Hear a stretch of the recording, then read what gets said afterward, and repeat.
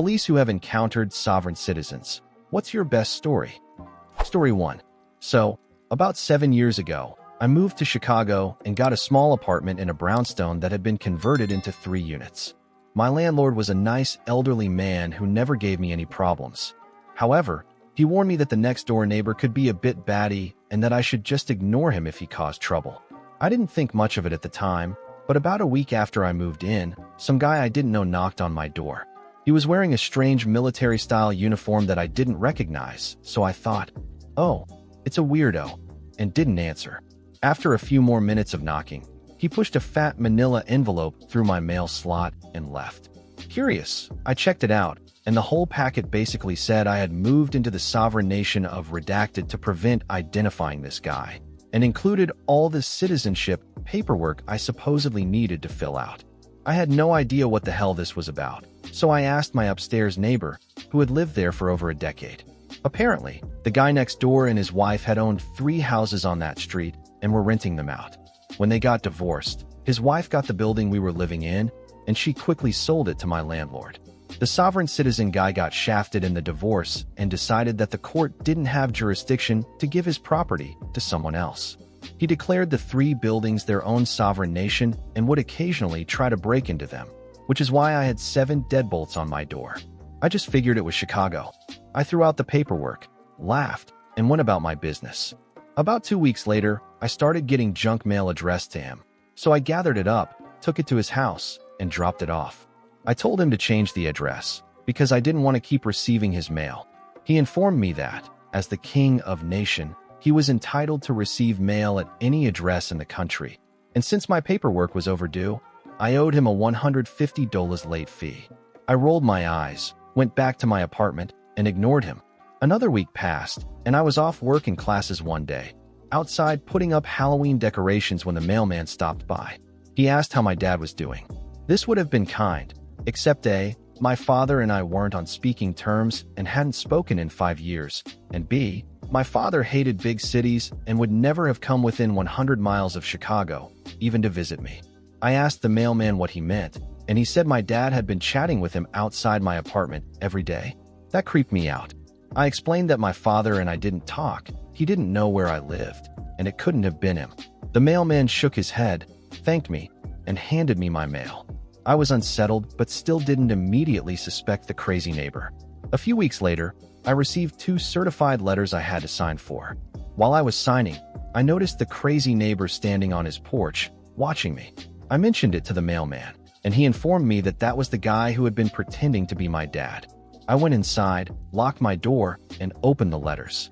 One was a bill from the Office of the Interior of Nation, stating my paperwork was a month late and I owed $1,500 in late fees, plus a $500 processing fee because they had to use other methods to obtain my information. The second envelope contained a fake passport for Nation with my name as it appeared on my mail, not my driver's license, since I go by my middle name, along with an ID card. Both had a grainy picture of me that had clearly been taken while I was leaving my apartment. I called the police, who came, took the paperwork, and told me he did this to everyone but that they'd talk to him. They warned him to leave me alone. I didn't hear anything for another 3 months until I got served. He was suing me in small claims court for $3,000 to cover my fees. I took off work, showed up, and the judge laughed him out of the courtroom. I avoided him for the rest of my 1-year lease and moved to a different part of town as soon as it was up. Story 2. Prosecutor, not a cop, but I've seen a couple of these guys in court. One insisted on representing himself despite the judge's repeated pleas that he accept a public defender. He submitted documents to the court signed with his thumbprint in his own blood. I literally cannot make this up. During jury selection, he would ask a question and then spin around to look at the judge, waiting to see if she would shut him down. He repeatedly said and asked things you absolutely can't during jury selection. The whole trial was a train wreck. He even testified in his own defense and claimed he wasn't born in New York like his birth certificate said, but instead in Northwest Africa. I at least gave him props for getting the direction right, if we're including New York as part of Africa. He was on trial for a suspended license and possession of weed, so all of this was so much ado about nothing. He got convicted. The second one I saw started out much more reasonable. Like the other guy, He did his own jury selection, but he was way more prepared and actually seemed like he'd been through it before. I was honestly pretty impressed for a while, until he testified. Since he was representing himself, he didn't have an attorney to question him like usual. In these situations, the defendant usually just gives a monologue about their side of the story. Not this guy. He stood at the podium, asked a question, then walked over to the witness stand, sat down, and answered it. Then he got back up, returned to the podium, asked another question, sat back down, and answered it again. Rinse, lather, repeat. He seemed fairly normal, if a bit deluded, until that happened. Then it was obvious he was full-on crazy, just better at hiding it. He also got convicted for a suspended license and carrying a concealed weapon, a huge hunting knife he always had on him. Story 3. So, I answered a random Craigslist ad a while back to become a house auctioneer, and no shit, a few months later I was actually doing it. No real training, just a virtual slap on the back, read the script, and don't worry, the buyers will help you. They know how the process goes. Which, apparently, was considered a reasonable way to prep someone to handle transactions worth $250,000 each. Incredibly, they weren't wrong. I got the hang of it pretty quickly because it's really not that complicated. I even got to learn how cashier's checks and vesting clauses work. Anyway, most of the job was just watching rich old guys gripe at each other while they slowly bid up properties. And that was only when things even got interesting. Half the time I'd just show up to an empty sales site and loudly announce that file so-and-so was postponed to some future date. Sometimes the people who lived in the foreclosed homes would show up to see what happened, whether someone bid or if the bank took it back. One day, though, a woman showed up with a friend and started pulling sovereign citizen nonsense on me. She walked right up, handed me a big manila envelope, and said, "You are being served." Totally unprecedented. I was just a second-layer contractor. If you had an issue, you'd need to serve the bank or maybe the larger contractor that hired my company. Serving me was about as effective as serving legal papers to the cashier at McDonald's in an attempt to sue corporate. So this completely derailed everything. I stopped proceedings to call my supervisors and discuss it. As I started reading the packet, wow, this was legal gibberish straight out of Insanity Town. It had multiple notarized documents, with actual tracking info from a presumably non-crazy notary, all stamped with disclaimers that the notary was only witnessing the document's existence, not verifying the information in it. The contents were the usual sovereign citizen garbage, claims about debts being paid with secret non-fiat gold held in the name of all U.S. citizens, and checks supposedly drawn from the IRS that she claimed would settle her mortgage. I sent pictures of everything to my supervisors, and the response came back. These are not legal documents. This does not settle her debts or change anything. Proceed with the auction. At that point, she lost it. She tried to yell over the proceedings, demanded to know how we slept at night, the whole 9 yards. It was a scene. I kept the packet. Honestly, I should scan it and redact her name. It was some grade Ilunibin material. And before anyone feels too bad for her, let me clarify. She signed for a mortgage and then didn't pay it, lived rent-free for a couple of years, and then expected the legal equivalent of homeopathy to keep her in the house. I can't say I felt particularly sympathetic. Story 4. Not a cop, but I'm a criminal defense attorney, specifically a public defender. I deal with sovereign citizens pretty often, so I'll share a few experiences. I've represented several sovereign citizens, and they're endlessly hilarious to deal with. My favorite way to cool their jets is to let them finish their anti-government rant and then say something like this. Okay, let's assume for a minute that everything you just told me was correct, which it wasn't, but let's assume anyway. Even if the government has no jurisdiction over you, the reality is that the judge has a literal personal army of sheriff's deputies who will do whatever he tells them to do. If you resist, they'll use their jails, their guns, their tasers, their handcuffs, and their batons to help you comply. And when they're done, absolutely no one is going to tell the judge he couldn't have done that.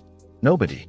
So, with that in mind, let's limit our discussion to the rules the judge wants us to play by, because otherwise, he'll force us to play by them, and there's nothing we can do about it. That usually snaps them back to reality pretty quickly. Since I've represented so many, I also took the time to read their handbook, Title 4 Flag Says Your Schwag, which is hands down the most nonsense-laden book I've ever read. Not only does it completely misunderstand and misapply the law, it's also full of outright falsehoods pulled from the author's fantasy world. You can buy it for $25 on Amazon or download it as a free PDF without giving the author a penny, which I recommend, since he doesn't believe in government or its copyright system anyway. That said, despite the sea of bullshit in its pages, there's one part that's absolutely true. The section that says you shouldn't have a state-licensed attorney represent you, because no attorney licensed by the state will use the arguments in that book out of fear of being disbarred. That, my friends, is the only true statement in the entire book. Story 5. I work drug interdiction on a major interstate in the Southeast and deal with these delusional people far more often than I'd like. One story in particular stands out: a young man from Tennessee that my partner stopped. I arrived to find him refusing to exit his car. My partner, who's much more patient than I am, was trying to reason with him, explaining that despite his ambitious arguments that we had no jurisdiction or authority over him, if he didn't comply and provide identification, he would be arrested. He eventually agreed to step out of the car.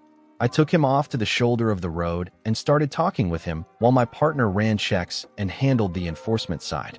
The guy hadn't given my partner a license, but he did provide a name and date of birth, which turned out to be fictitious. He then told me he was a foreign dignitary from the Israel International Army and claimed he wasn't subject to our state's jurisdiction, rattling off the typical sovereign citizen nonsense. He even pulled out an Israel National Army identification card that was hilariously poor quality and started describing his assigned duties and objectives as an operative for this completely fictional group of idiots.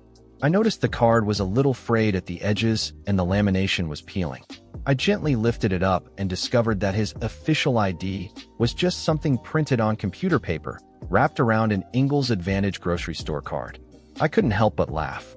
We ended up arresting him for obstruction since he had provided a false name, especially obvious when the vehicle came back registered under his real name, complete with a nice, big photo of him in the system.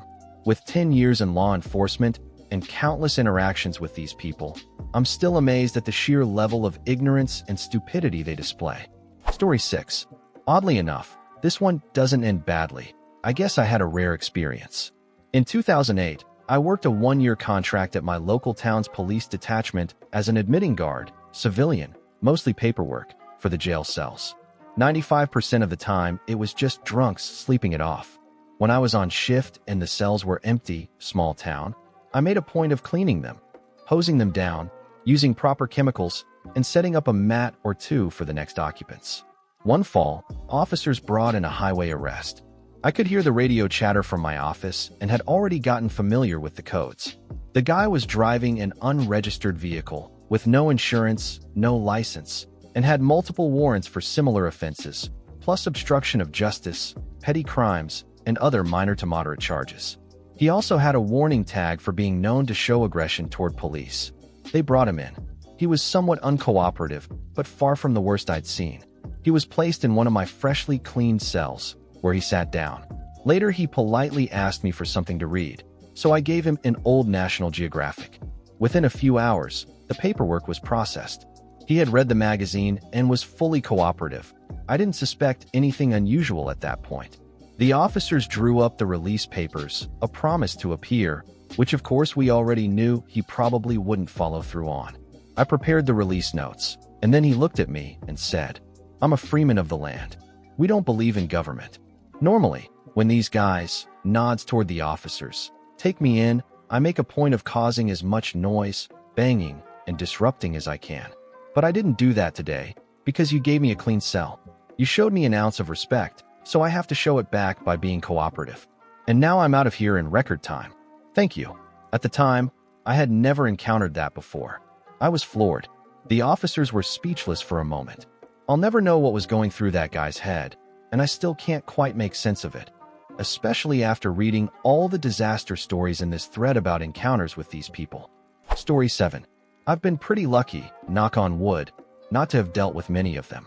Right now, I'm technically being sued by a sovereign citizen through some court that isn't legally recognized, but so is everyone else in our 100-plus person department. He just decided to sue everybody. Apparently, that's how he thinks it works. Even cops like me, who have never seen him or even knew who he was. The only other time I dealt with one was a mild interaction compared to the crazy ones you see on YouTube.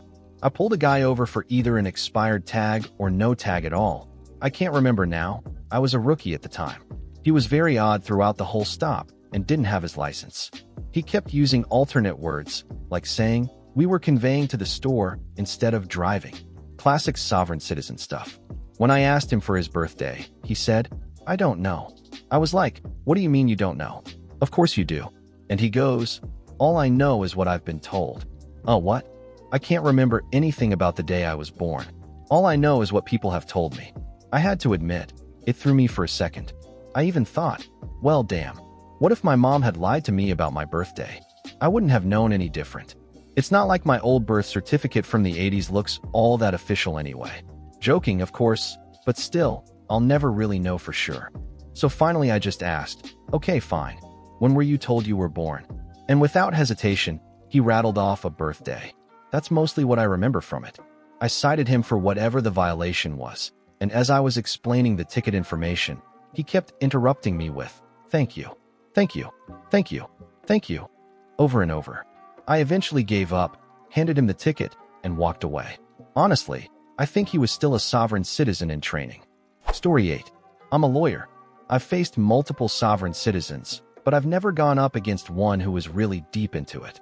For every hardcore believer, there are 20 others who don't understand the law, have watched way too much Fox News or other crackpot outlets, and now just have a conspiratorial view of the world. When they end up in the legal system, because they get sued, owe money, or don't pay, they run to sources they trust. Nonsense internet forums or word-of-mouth explanations that fit their worldview. To them, the legal system is some weird occult practice where, if you just say the right magic words, you can make debt or lawsuits disappear. So they file 30-page briefs they downloaded from some sovereign citizen website. They don't understand the documents. They probably read until they got confused or bored, then skimmed a simplified explanation from wherever they got it. Most of the time, these briefs are a mashup of multiple contradictory sovereign citizen theories, because they think as long as you say the right magic words, it doesn't matter if you also say the wrong ones. When I deal with one, the first thing I gauge is how seriously the judge is taking it. Some judges look at these briefs and think, ugh, how can I get this case to the outcome it would have had if this guy weren't sabotaging himself? They'll quietly ignore most of the filings and try to push things toward the standard resolution, like steering a case toward a settlement range that would normally apply. In those cases, I can save time and energy by just playing along and aiming for that resolution, which my clients usually prefer anyway. Other judges want to dump the case as fast as possible. They'll overrule every sovereign citizen motion instantly, sometimes without even asking me to respond. With these judges, I can almost win by just gesturing at the brief and implying, "We all know this is crazy, right? Do I really need to address it?" Again, I go with the flow, and my clients usually favor quick resolution, so that works out fine. The most frustrating judges are the ones who take the sovereign citizen seriously. They expect me to respond to everything, every incomprehensible claim, every nonsense motion. If there's a single half-formed argument buried in the middle of 30 pages of gibberish, I have to respond as if it's valid. Otherwise, even though the sovereign citizen doesn't realize it's there, the judge won't let it slide.